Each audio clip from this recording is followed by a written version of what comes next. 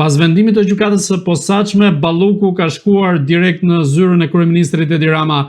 Në këtë rast, çfarë parashikoni në aspektin politik? Do të ketë një dorëheqje të saj apo Edi Rama do ta shkarkojë atë nga detyra e zëvendës kryeministres? Nderuar, unë mendoj se politika është moral.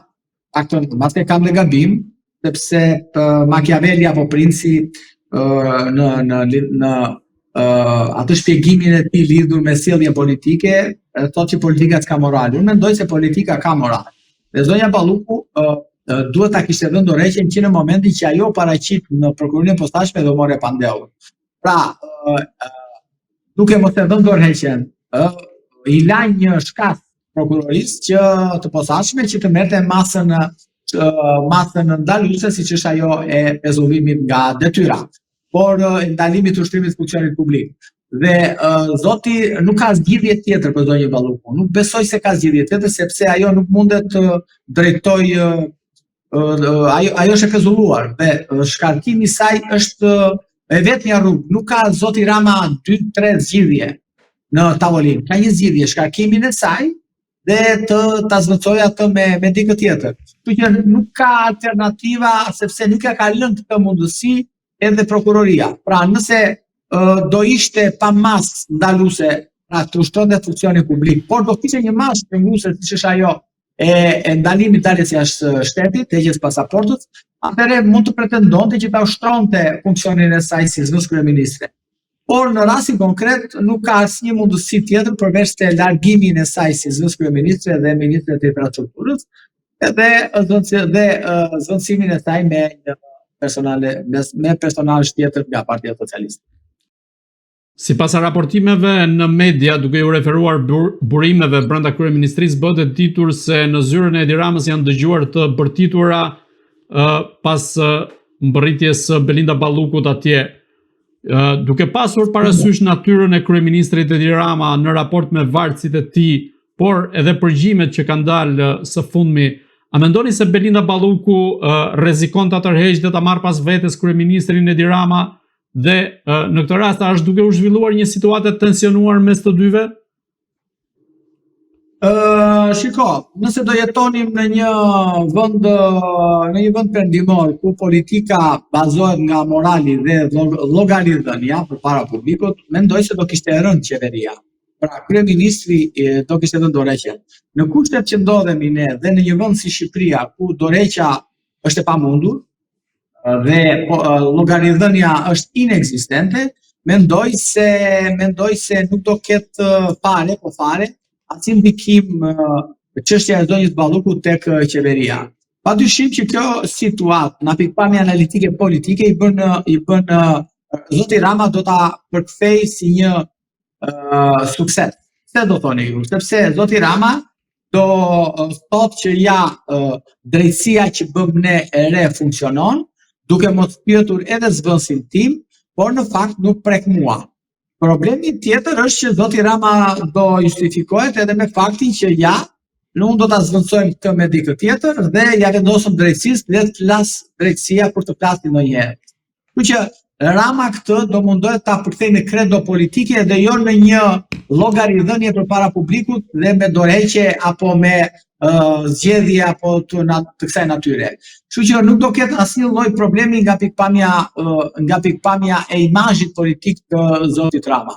Do vazhdoj normal, nuk do thotë më që më kanë ngrënë kumlla dhe dardha pas shpine, sepse e përdori atë me zotin Ahmetaj, por do vazhdoj me retorikën e tij duke glorifikuar drejtësinë që në fakt dhe drejtësinë ai e komandon, që të thotë që funksionon e kështu me radhë bla bla bla. Prandaj që zoti Rama është në atë komoditetin e tij të propagandës dhe do vazhdoj këtë propagandën me drejtësinë e re, ta çojë deri në fund me këtë arshëtim që unë përmenda pak më parë. Kështu që harrojeni dorëheqjen, harrojeni llogaridhënien dhe harrojeni që mund të ketë ndryshime ose mund të ketë një tërmet politik për shkak të skandalit ose për shkak të masës të sigurisë ndaj zëvendës kryeministrit. Kjo funksiononte padyshim në një vend demokratik të botës së ligjit. Ndërkohë mësohet se zëvendës kryeministra Belinda Balluku është nën hetim edhe sa i përket unazës së madhe pra tendera që janë zhvilluar atje, por ndërkohë siç është bërë ditur më parë edhe nga SPAK është nisur një hetim paralel pasuror ndaj saj, por edhe ndaj figurave të tilla, siç ishte në rastin e Erion Veliajt. Ju si mendoni cila nga këto dyja mund ta fundos Belinda Ballukun? Shiko, unë do të jem shumë i kujdesshëm kur flas sepse do të flas si avokat. Padyshim që kur hetohesh për këto vepra penale që ke ushtruar funksionin publik, ke dhe për vepra të korrupsionit apo të pabaratisë të tendra kështu me radhë, pra kur ti mendoj që ke abuzuar me fondet publike, është e pashmangshme që ti do hetohesh edhe për pasurinë, sepse çfarë kuptimi ka pastaj që ti hetohesh për këtë dhe nuk hetohesh pasurinë. Kështu që kjo është normale nga pikpamja procedurale. Unë mendoj që nuk i futem fare historisë, sepse nuk duhet ta paragjykoj zonjën Balluku për sa i përket pasurisë së saj, se nuk e kam atë të drejtë dhe nuk e di, nuk kam informacion.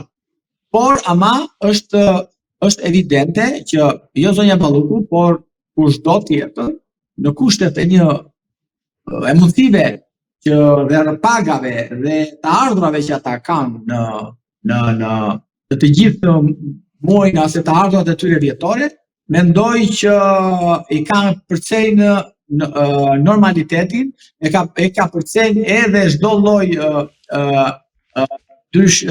mendimi që ne kemi për sa i përket pasurisë. Ata padyshim që shpenzimet e çdo politikani shqiptar janë shpenzimet të cilat unë mendoj se nuk e justifikojnë për pagat që ata marrin apo të ardhurat që ata kanë.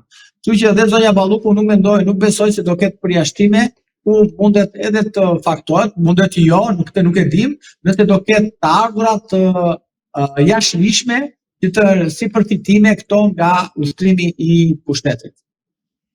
Së fundmi janë zbuluar, pra ose kanë dalë në dritë edhe përgjigje të tjera në mënyrën se si funksionojnë dhënia e tenderave në rastin e dosjes së Belinda Ballukut, ku ka dalë në dritë përgjigjet e ish-drejtorit të ARSH-s Ervis Berberi në raport me një biznesmen të caktuar sa i përket caktimit të tenderave. Duke e parë në dritën e aspektit si njeri i drejtësisë, çfarë do të thotë kjo lloj mënyre komunikimit që vendosen caktimi i tenderave në bazë të njohurve apo në bazë të miqësive? Duhet t'i themi publikut diçka. Duhet që ta kuptoj. Mesazhet, telefonatat dhe çdo lloj diskutimi tjetër nuk janë prova, janë mjeti që të çojnë tek prova. Padyshim, nëse këto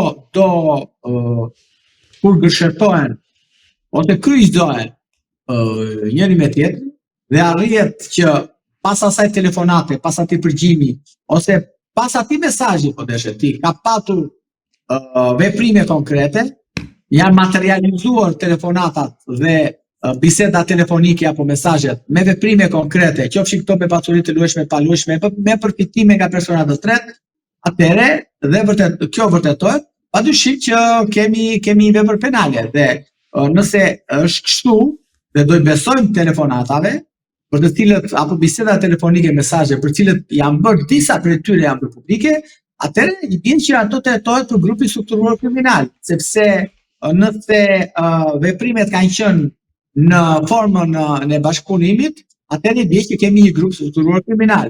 Dhe grupi strukturuar kriminal në bazë të dispozitave ligjore i nderuar parashikon 4 kritere. Kriteret janë organizimi, funksionimi, qëndrueshmëria dhe koshtriria dhe kohëzgjatja. Dhe kështu që nëse këto 4 kritere përmbushen nga këta, atëherë jemi përpara grupit të strukturuar kriminal.